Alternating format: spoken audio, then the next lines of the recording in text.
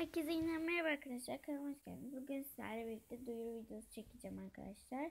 Arkadaşlar benim video yükleyemememin sebebi oraya çünkü kar tatilinin sıkışması ve bazı ben dışarı çıkıyorum, pek fazla da girmiyorum arkadaşlar YouTube'a.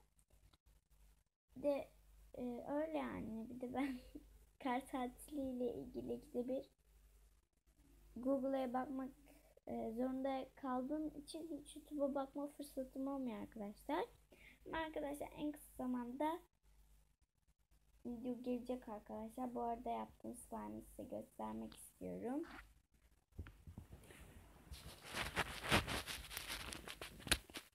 Arkadaşlar.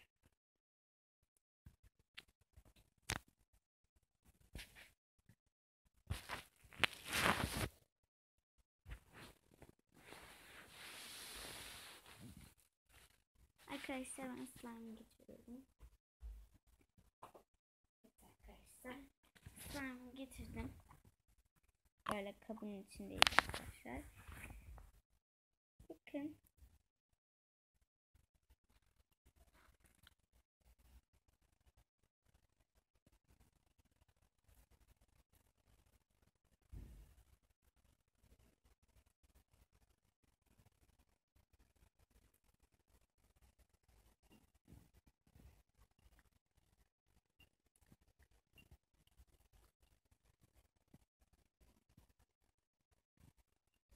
Evet arkadaşlar, bu kadar.